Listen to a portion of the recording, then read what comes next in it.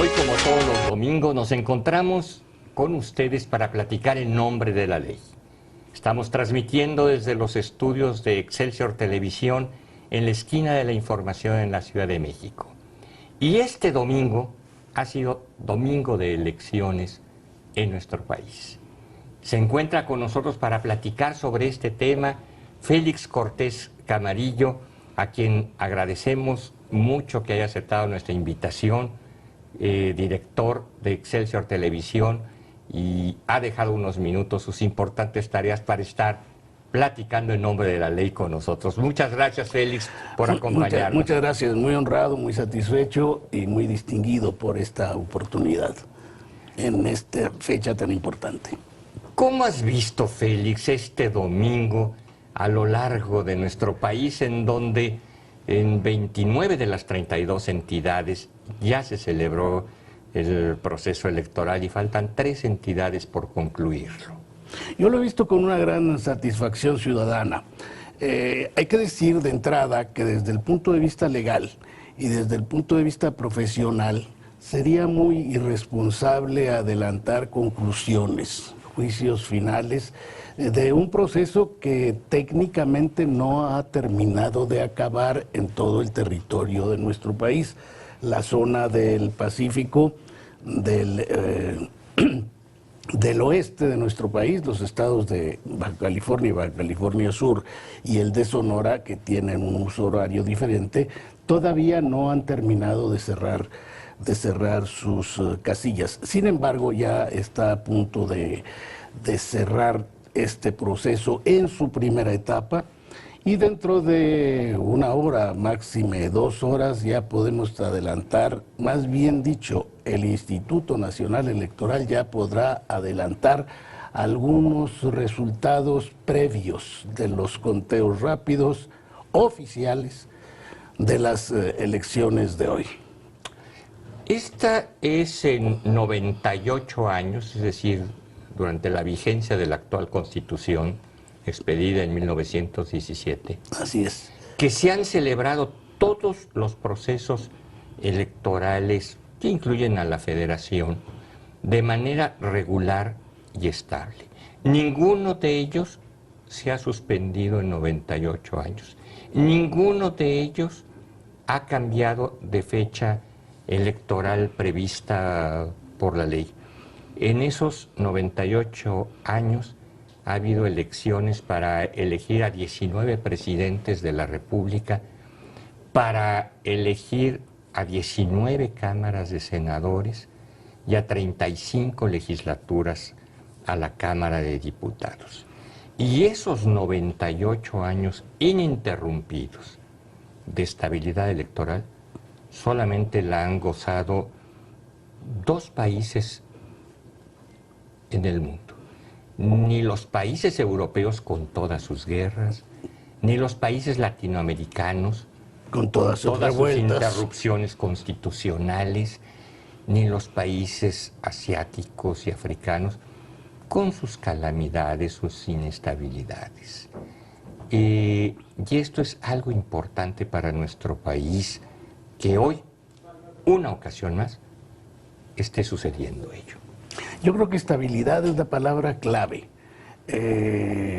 Seguramente en este proceso electoral se presentarán impugnaciones, protestas, quejas, denuncias, inconformidades, como se han presentado a lo largo de nuestra historia permanentemente.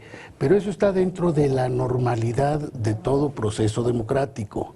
La democracia jamás nadie ha dicho que sea uniformidad, que todos estemos absolutamente y uniformemente de acuerdo en alguna decisión, en alguna postura, en algún hecho. Pero la realidad de que no se hayan presentado durante el día de hoy, hasta el momento, y estoy seguro que no se presentarán, eventos de violencia extrema. Creo que hay una persona que perdió la vida en el curso de las votaciones porque le dio un infarto en la Ciudad de México, un accidente que sucedió a la hora de votar. pero no ha habido fenómenos, eventos de violencia extrema que serían francamente deleznables, lamentables y condenables. Yo creo que independientemente de los resultados y de las impugnaciones y de las protestas y de los procesos que previsiblemente se habrán de iniciar para tratar de afinar los resultados de estos comicios, esta ha sido una manifestación cívica bastante, altamente civilizada, diría yo. Y eso a pesar de que, según las primeras noticias de las que disponemos, los resultados no son, se parecen muy poco a los resultados de las elecciones a los que estuvimos acostumbrados durante muchos años del siglo pasado, en donde había una gran aplanadora, había un cúmulo de votos en favor de una postura o de un partido o de una corriente y una minoría en el otro lado. No es el caso en esta ocasión, por lo que podemos ya estar esbozando. Entonces, eso también abona en beneficio de la legitimidad del proceso. Claro. Porque si no hay una uniformidad o una gran mayoría aplastante, quiere decir que se ha registrado una manifestación libre, espontánea, convencida, militante de las posturas políticas. Claro. Y yo creo que eso es bueno. Es muy importante. Son ahorita las 19:11, si llevamos más de 11 horas que se inició el proceso electoral, y salvo algunas excepciones a lo largo y ancho de la República, muy menores, prácticamente todos los mexicanos salieron en orden y se mantuvieron en orden para no obstaculizar este proceso de elección, de funcionamiento de los poderes públicos. Y digo de funcionamiento, y quiero subrayar esto conforme a lo que estás diciendo, Félix, porque la democracia no es exactamente un fenómeno para garantizar ni la efectividad, ni la honestidad, ni la eficiencia de los poderes públicos. Para eso existen otros sistemas. Existe la democracia para garantizar la funcionalidad, que existan, que se instalen y que funcionen. Vamos a suponer que en una elección como esta, en la que se elige, entre otros muchos funcionarios, la Cámara de Diputados, si no se hubiera elegido Cámara de Diputados, no tendríamos Cámara de Diputados. Al no tenerla, el Senado no puede funcionar solito. El Congreso tiene que funcionar con las dos cámaras, si no, no puede funcionar. Al quedarnos sin Cámara de Diputados, nos quedaríamos sin Congreso. Al quedarnos sin Congreso, sin posibilidad de legislación, tendría que entrar un plan B que la Constitución prevé como suspensión de garantías y transmitir la facultad legislativa al presidente de la República para que él, sus secretarios, sus subsecretarios dictaran y expidieran las leyes ante la ausencia de Congreso de la Unión. Es decir, garantía de funcionalidad, de que vamos a tener Congreso funcionando, o en los estados, que habrá gobernadores, que habrá legislaturas, o donde se eligieron alcaldes, que habrá las autoridades locales, en el Distrito Federal, jefes delegacionales, que le da continuidad. La democracia no garantiza que haya buenos o malos funcionarios, sino que haya funcionarios. El hecho de que no se llegue a esa suspensión de garantías es un avance. Es decir, suspender y regresar al poder omnímodo de una persona para que decida el destino de un país sería un retroceso sumamente grave. Y yo, a propósito de la funcionalidad, aventuraría decir que con todos los defectos, he sido un crítico muy puntual de la última reforma electoral, de la ley electoral y a los procesos electorales de nuestro país.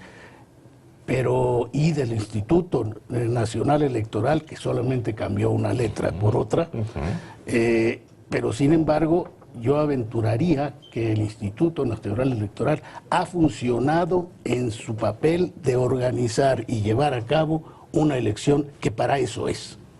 Complicada, ¿no? Muy complicada. Un padrón de 85 millones de personas, 140,000 casillas electorales. Y en donde solamente uno o dos municipios tienen que suspender o anular su proceso electoral por deficiencias. Félix, nuestra democracia ha tenido, como tú lo mencionabas, cambios y evolución importante en las últimas décadas y muy concretamente en estos últimos años. Hemos pasado a una democracia que a veces se ha criticado de que es complicada, puede ser cierto, sencilla es la tiranía. Esa es muy elemental. Que es cara, que es costosa, que es onerosa. La dictadura es muy barata, ¿eh? La dictadura no gasta en campañas, no gasta en procesos, que es muy competitiva, es cierto. El monopartidismo no tiene competencia, es monopólico.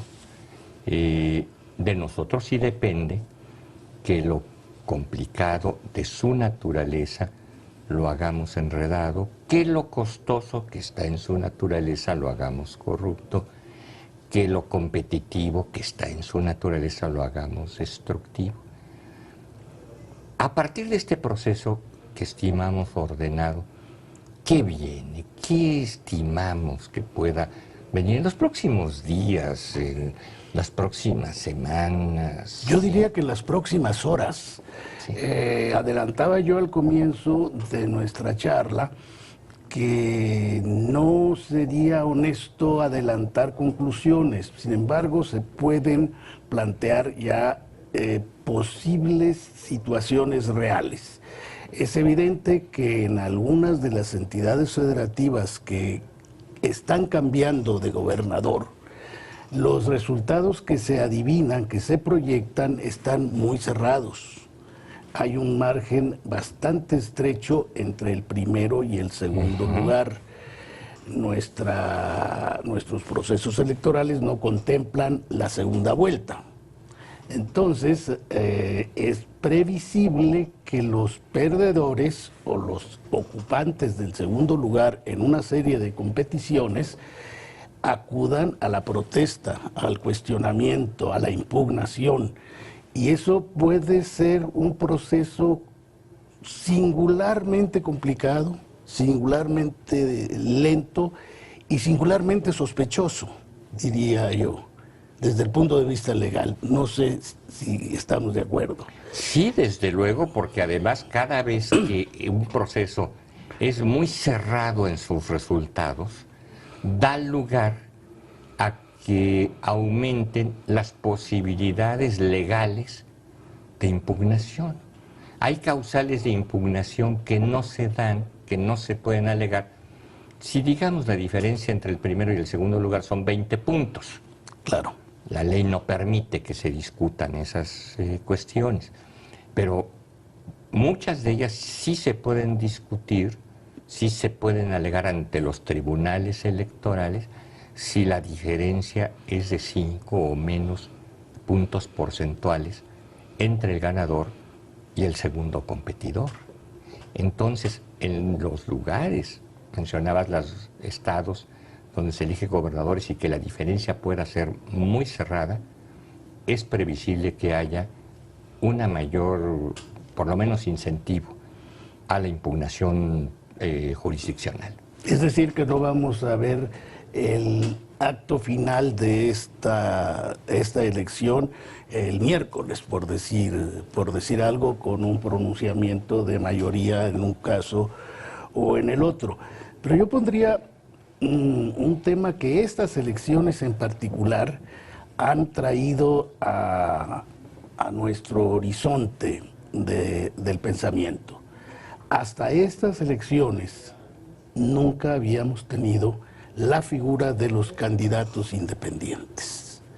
siempre lo que llamamos los críticos de este sistema electoral, lo que llamamos la partidocracia, se constituyó en una entidad cerrada que no dejó entrar persistentemente a nadie que no fuera de su pandilla o de sus pandillas. De pronto hemos encontrado, no solamente en algún estado en particular, como es el de Nuevo León, que está llamando mucho la atención el día de hoy, pero en diferentes instancias, en el Distrito Federal, en otras entidades de la República, con la figura del candidato independiente que en el ánimo de la ciudadanía se encuentra en la ley electoral actual, yo no soy jurista, en desventaja frente a los candidatos de los partidos. Sería esa una de las reformas, porque generalmente después de cada elección se hace una modificación a la ley de procesos y procedimientos electorales, de las reformas impostergables en el sistema político mexicano. Si se toma el camino de aceptar las candidaturas independientes, tendría que aceptarse el camino de la equidad electoral. Es decir, de darle al candidato independiente, una vez aceptado su registro, tendría que darse las posibilidades de concurso que a los candidatos registrados. El mismo trato que a los candidatos registrados. ¿Qué quiere decir esto? Dinero. Posibilidad de dinero, posibilidad de acceso a los medios, posibilidad de vigilancia del proceso electoral y posibilidades iguales de impugnación. Ese es el tema. Esa falta de equidad la venimos arrastrando desde hace mucho tiempo. ¿Es justo? Yo no diría que es justo o injusto, simplemente es una decisión de Estado de si quiere tener muchos candidatos o pocos. Muchos candidatos, algunos dicen que dan mayores opciones al electorado que pocos candidatos. Más candidatos que hace que el acopio electoral se fraccione cada vez más.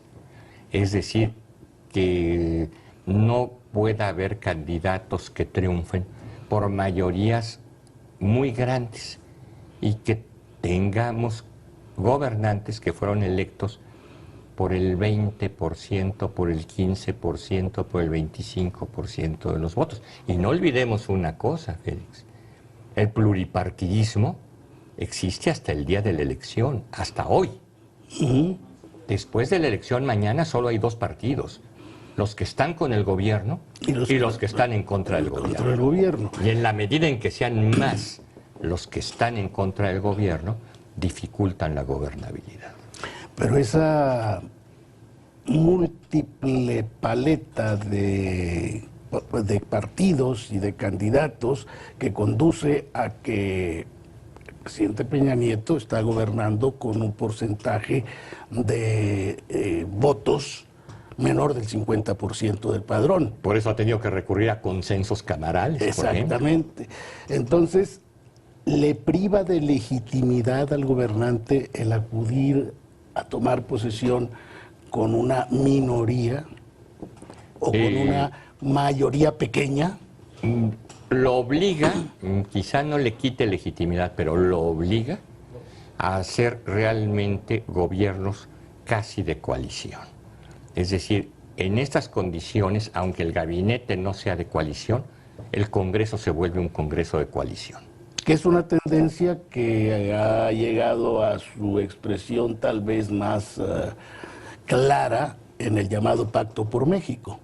Claro que es una verdadera coalición. Es un principio de un gobierno de coalición en el cual un partido convoca e incluye a los otros partidos para que participen en la toma de las decisiones fundamentales del Estado. Ahora, por decisión constitucional, en México la reforma constitucional siempre es de coalición.